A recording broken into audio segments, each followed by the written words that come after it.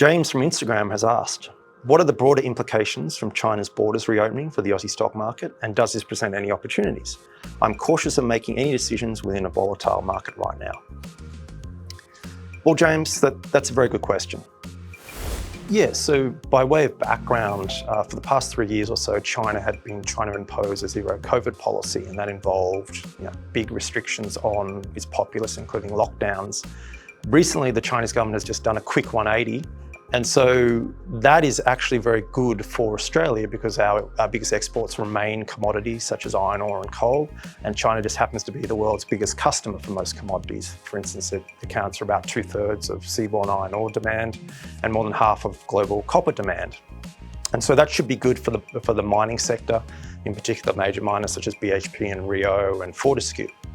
Now, markets are forward-looking, and so what has happened in response to that policy is you've had big increases in commodity prices, specifically iron ore, which is now about $120 US a tonne, and copper, which is around $4.20 a pound the last time I looked. And so the miners that produce those commodities, amongst others, have really increased in price. And if we look at our current mining coverage list, most of our mining coverage list is either fairly valued or above fair value. The exceptions are in thermal coal.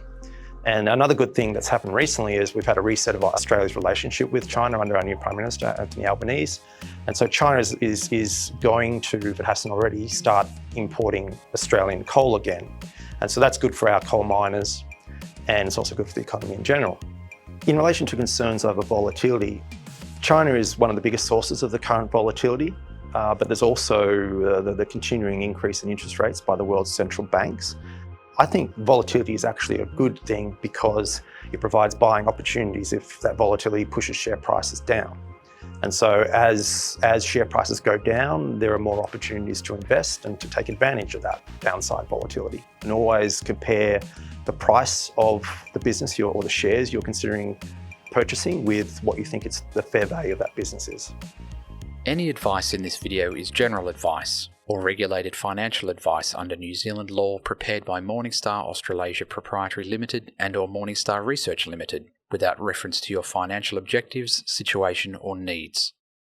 You should consider the advice in light of these matters and any relevant product disclosure statement before making any decision to invest.